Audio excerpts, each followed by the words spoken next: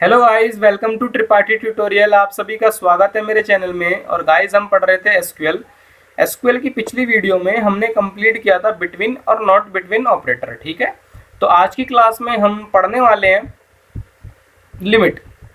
हमने वेयर की सारी कंडीशंस पढ़ ली। वेयर मतलब कंडीशन वाली चीज़ें हम पढ़ चुके हैं। अब हम पढ़ेंगे एक लिमिट। तो सबसे पहले थोड़ा सा समझते हैं। ये लिमिट एक कीवर्ड है, मतलब इसको हम यूज करते हैं अपनी क्वेरी के अंदर। ठीक है, इससे होता क्या है पहले उसको समझते हैं। जैसे मैंने अभी आपको स्टूडेंट का डेटा दे रखा है, तो मैंने बोला सेलेक्ट, मैं निकाल लेता हूँ स्टूडेंट की टेबल। गाइस, मैं उसी MCA1 जो मैंने डेटाबेस बनाया था उसके अंदर जो मैंने स्टूडेंट टेबल बनाई थी, मैं उसी के अंदर वर्क कर रहा हूँ और वही मैं आपको समझा रहा हूँ। तो आप भी उसी में करिए मेरे साथ साथ। ठीक है, या आप जो टेबल बनाना चाहते हैं आप बना सकते हैं। मैंने आपको सब कुछ सिखा रखा है। ठीक है, सेलेक्ट स्टार फ्रॉम स्टूडेंट, ये आपकी स्टूडेंट नाम की टेबल आ गई। अब लिमिट क्या कहती है? लिमिट ये कहती है कि आपको क्या चाहिए। जैसे मैंने ये कहा कि भाई साहब मुझे सिर्फ, अब तक हम क्या कर रहे थे, हम ये देख रहे थे कि अगर हमें कॉलम चाहिए तो पूरी पूरी कॉलम आ जा रही थी, है ना। पूरा डिटेल चाहिए, पूरी पूरी डिटेल आ रही थी। लेकिन अब अगर मैंने आपसे ये कहा कि मुझे सिर्फ पहली और दूसरी ये रो चाहिए बस, और मुझे रो नहीं चाहिए, तो वहाँ पे हम क्या करेंगे? वहाँ पे हम यूज़ करेंगे लिमिट का। ठीक है, तो चलिए देखते हैं। सबसे पहले जैसे मैंने आपसे ये कहा कि मुझे शुरू की 3 रो आप दीजिए बस, तो कैसे करेंगे? अब अगर आपको नाम शुरू के 3 प्रिंट कराने हैं, या शुरू के 3 रोल नंबर प्रिंट कराने हैं, या शुरू के 3 कोर्स प्रिंट कराने हैं, तो आप उनका नाम लिखिए। लेकिन मैं कह रहा हूं मुझे पूरा डिटेल चाहिए, तो मैं क्या लिखूंगा डिटेल के लिए? स्टार, सेलेक्ट स्टार फ्रॉम, कहां से? स्टूडेंट नाम की टेबल से। ठीक है, अब वेयर नहीं लगेगा, वेयर कंडीशंस के लिए लगता था। यहाँ क्या एक लिमिट है कि मुझे सिर्फ 3 रो चाहिए, तो अब मैं लगाऊंगा लिमिट। लिमिट और सिंपल लिख दो, शुरू की 3 रो चाहिए ना, तो 3 लिख दो बस। देख सकते हैं गाइस, आपके सामने 3 रो आ चुकी है। ठीक है, अब एक बात हमेशा ध्यान रखिएगा, ये जो इन रोज को समझता है, ये समझता है 0 से स्टार्ट करता है। मतलब ये जो पहली रो है इसको ये समझेगा ये 0 रो है, फिर नीचे वाली 1 रो है इसके लिए, ये वाली 2 रो है, इसके लिए 3 है ये। ठीक है, तो अगर मैं आपसे ये कहूँ कि मुझे सिर्फ और सिर्फ मुझे सेकंड रो का डेटा चाहिए, तो आप क्या करेंगे वो समझिए, देखिए। तो आप लिखेंगे सबसे पहले सेलेक्ट स्टार फ्रॉम स्टूडेंट। अब क्या लगाएंगे? लिमिट लगाएंगे, लिमिट। ठीक है, अब आपको सिर्फ और सिर्फ सेकंड रो चाहिए। ठीक है, तो अगर आप 1 लिख देते हैं तो 1 का मतलब क्या है? वो शुरू की 1 दे देगा। ठीक है, तो यहाँ पे एक क्या करना पड़ता है हमें? स्टार्टिंग पॉइंट और एंडिंग पॉइंट बताना पड़ता है। ठीक है, स्टार्टिंग पॉइंट और एंडिंग पॉइंट हमें बताना पड़ता है। तो आपको क्या चाहिए? आपने बोला मुझे सिर्फ और सिर्फ, ये मेरी जो स्टूडेंट नाम की टेबल है इसमें सिर्फ मुझे सेकंड रो चाहिए। तो आपको पता है कि ये कैसे समझता है इन रो को? ये कहता है कि ये 0 है, ये 1 है, ये 2 है, ये 3 है। ये 0 से स्टार्ट करता है, उनका जो एसन नंबर होता है। तो इनकी नज़र में ये क्या है? ये 1 है। ठीक है, तो अब आप क्या लिखेंगे? आपको कहाँ से स्टार्ट करना है? 1 से। ठीक है, कॉमा यहाँ पे वो लिखेंगे जहाँ पे आपको खत्म करना है, तो खत्म भी 1 पे ही करना है। ठीक है, तो 1,1।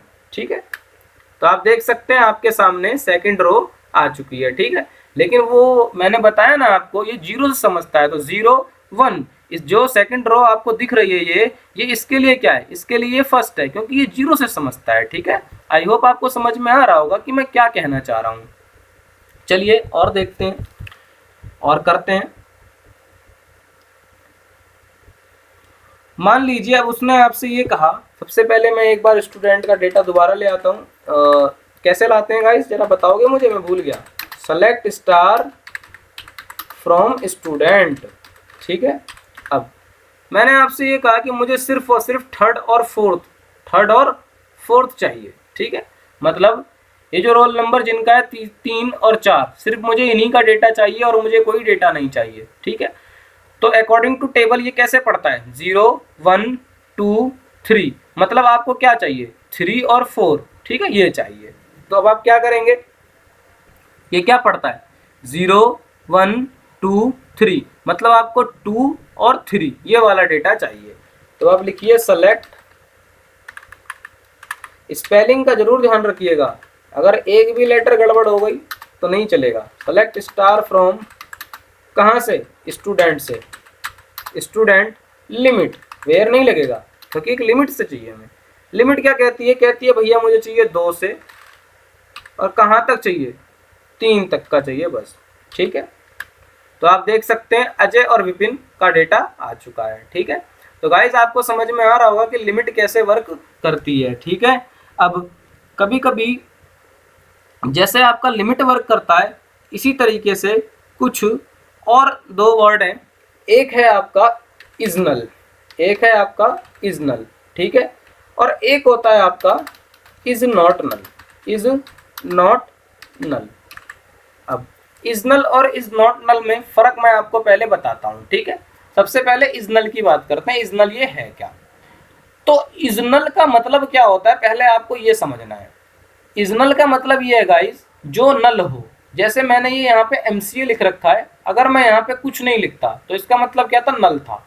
और उसके बाद मैं आपसे ये कहता कि मुझे ऐसा कोर्स बताओ, मुझे मतलब ऐसे बच्चे का नाम बताओ जो जिसका जो कोर्स है वो है ही नहीं कुछ, मतलब उसका कोर्स है ही नहीं, तो वहाँ पे आप क्या यूज करते हैं, इजनल, ठीक है। तो चलिए करके देखते हैं और फिर और अच्छा समझ में आएगा। तो मैंने बोला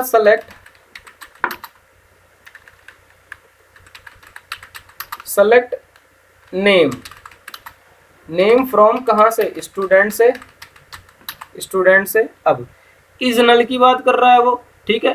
तो इजनल में वो क्या पूछ रहा है कि जिसका कोर्स है ही नहीं, मतलब कंडीशन आ गई, तो अब आप क्या लिखेंगे, वेयर, जहां कंडीशन आ गई वहां पे वेयर।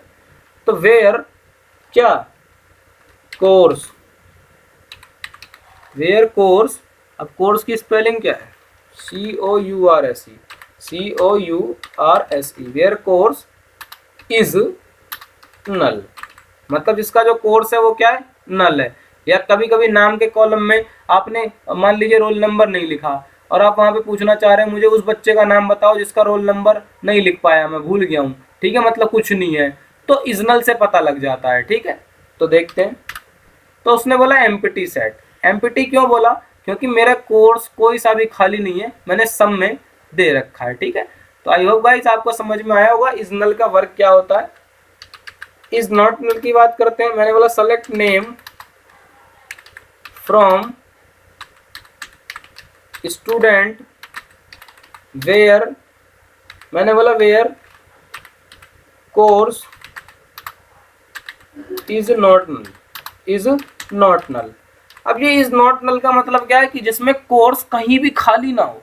तो देख सकते हैं आप सबका कोर्स भरा हुआ है, ठीक है, कोई भी कोर्स खाली नहीं है, तो इसका मतलब ये पूरा डेटा देगा आपको, ठीक है। और आपने मांगा क्या है उससे, नेम, तो वो सिर्फ आपको क्या प्रिंट करके देगा, नेम। तो देख सकते हैं गाइज आपके सामने आपका रिजल्ट आ चुका है। आई होप आपको समझ में आया होगा इज नल क्या होता है और इज नॉट नल क्या होता है। आप लोग किसी भी वेबसाइट पे जाइए, वहां से क्यूरीज निकालिए और क्यूरी को प्रैक्टिस करिए। कॉन्सेप्ट तो मैं आपको क्लियर करता ही जा रहा हूँ, ठीक है। और अगर कोई प्रॉब्लम आती है तो आप मुझको कमेंट बॉक्स में बता सकते हैं। आज के लिए इतना ही, इसके आगे की बात हम करेंगे नेक्स्ट वीडियो में। Thank you so much. Please मेरे चैनल को लाइक करिए, सब्सक्राइब करिए और शेयर करना ना भूलिए। अगली वीडियो में हम पढ़ेंगे लाइक ऑपरेटर।